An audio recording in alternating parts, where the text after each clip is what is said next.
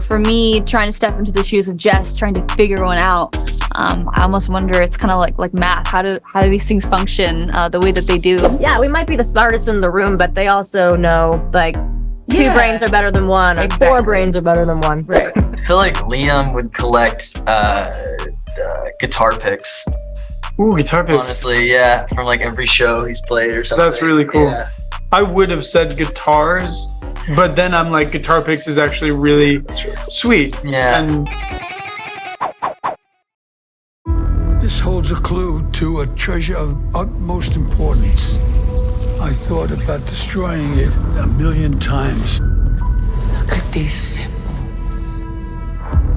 In order to prevent it falling into the wrong hands. The daughters of the plumed serpent were here. So my first question for you is a bit of an obvious one, but I am curious. How does it feel to be the new face of the National Treasure franchise? It's an incredible honor. I put my whole heart into this role, and I just really hope the fans love it. So your character has a knack for seeing what others don't and solving riddles with remarkable speed and accuracy. Has filming the series given you a newfound respect for the art of puzzle making or puzzle makers in general? 1000%. There's so much detail that goes into it. For me, trying to step into the shoes of Jess, trying to figure one out, I almost wonder, it's kind of like math. How do these things function the way that they do? So they're ingenious for making something so special. It's awesome. Do you have like a personal puzzle fix in your spare time? Sudoku, crossword, any kind of like phone game or something like that? I definitely have played Sudoku in my time. I also say like escape rooms. I used to do those a lot in high school with my friends. I haven't done one in a while. But I will say that sometimes I don't have the patience for puzzles, unfortunately. Not like Jess. All right, well, you actually just set me up for my next question. I have a bit of a theme going today. Okay. You're inside of an escape room. You have two real-life or literary figures. Who are you bringing with you to help make your escape? Ooh. Literary detectives, someone famous, a friend of yours. Oh, I can bring friends too. Okay. Yeah. I feel like, Catherine, she's so smart. And I feel like she's also, somebody who could really get herself going in an escape room. She said, I think she said she's never done one before. But I honestly feel like she'll surprise herself. So I'm gonna say Catherine as team leader. And then I would also probably say my mom. So oh, that's nice. She's really smart and always thinks outside of the box creatively. So I can only imagine two strong women teaming up with me would help me along in the path of finding the answer. That's awesome. I wasn't nearly as creative. I chose Agatha Christie and Batman. Oh, I love that though. Batman's amazing too. Oh my God. All right, I've got one more for you. National Treasure: Edge of History connects many clever dots between fact and fiction. Do you remember being impressed by the mystery when you first read the scripts? What was your reaction to that?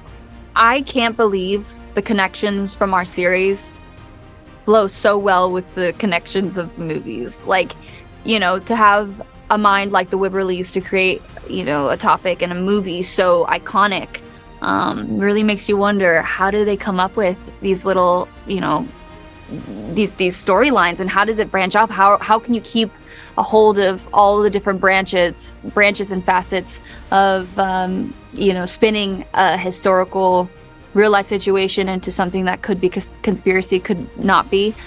So yeah, it was really cool. I just have no idea. I'm very impressed, to say the least. Right on. Thank you so much for your time, Lisette, and best of luck on the launch of the show. Thank you so much. I appreciate it. Cheers. So we're talking like an honest to God treasure map. Yeah.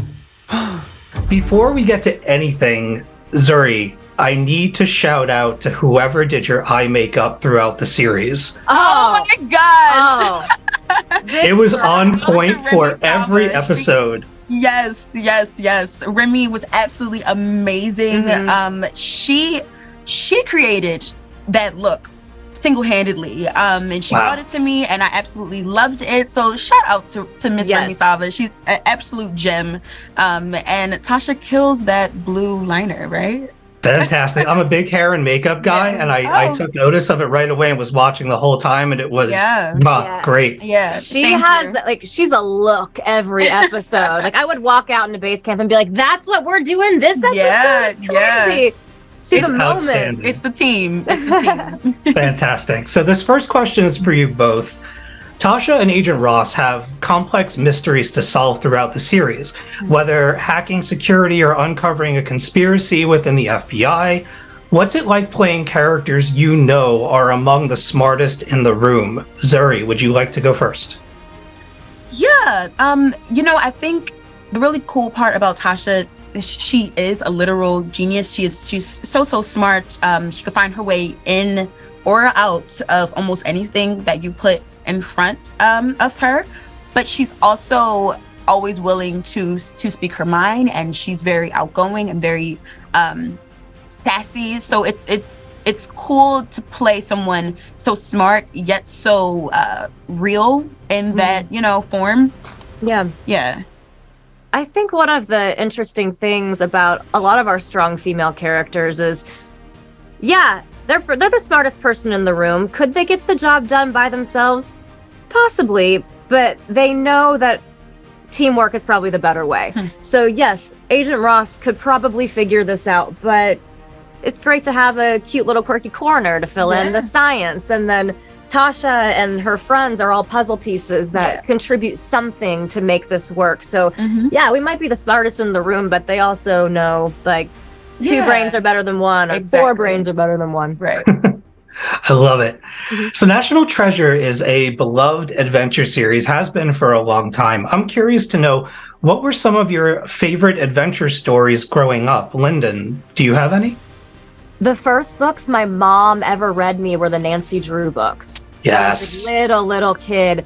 And she started reading the Nancy Drew books to me before I could even read. And actually to this day, I have the whole first edition collection that she read to me in my living room, like on display. They're like some of my most treasured possessions. So yeah, Nancy Drew. I don't know if is Twilight Adventure.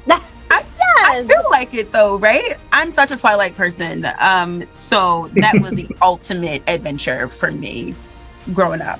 Definitely. Team Edward. All right, one last one. This is for both of you.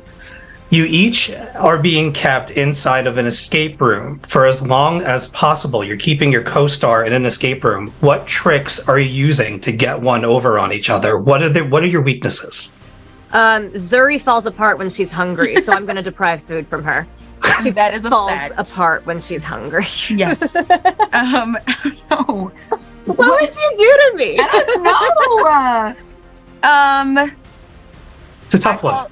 I call Lyndon my vintage queen. Like she always has the best jewelry and just like pieces. So maybe I would take something away from you and see. You would only put fast fashion in the room for me. Exactly.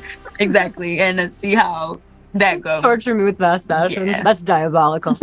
That's outstanding. Thank you so much for your time, and best of luck on the launch of the show. Thank you.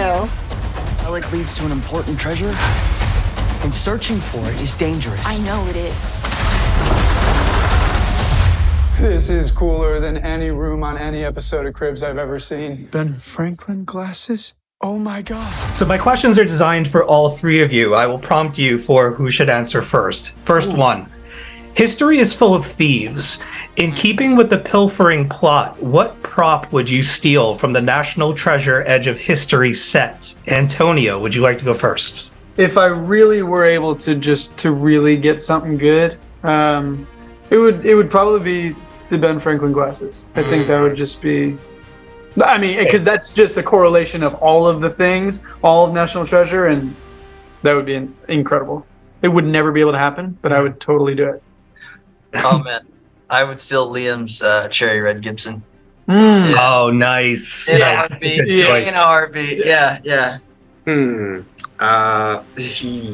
Stuff. There's a lot of good stuff in there. There is. I mean, I like those the boxes. Yeah, the boxes. Yeah. Oh, dude. Oh, the artifact. Yeah. Totally. That thing is awesome. I'm telling you, if they made those into a toy, Yeah. I feel like. Oh, that's Oh my gosh. Yeah. I would also steal most of the sneakers that I get to wear in the show because they got me in really cool sneakers. Got cool shoes. I would steal those. Yeah. Your car. That's still your car. The car. Yeah. For sure. All right, well, Antonio, you set me up for my next question. We already know that Oren is a proud sneakerhead. Yes. What items could you picture Liam and Ethan collecting obsessively? Jordan, would you like to go first? Jordan, like as in Jordan, or is it Ethan? Anyone, any character of your choosing. Oh. What? So wait, yeah, go ahead. Oh no, I don't understand. What were you gonna say? Oh, I was gonna say, so it's like, what would Jake and Jordan collect, or what would Liam and Ethan collect? Okay. Do you know? I need to think about it. I think I know what Ethan would collect. Ethan would collect cars. I think he loves his cars, and Yeah. I think he would start collecting like really awesome like vintage cars. Yes, absolutely. Actually, yeah. I feel like Liam would collect guitar picks. Ooh, guitar picks. Honestly, yeah, from like every show he's played or something. That's really cool. Yeah.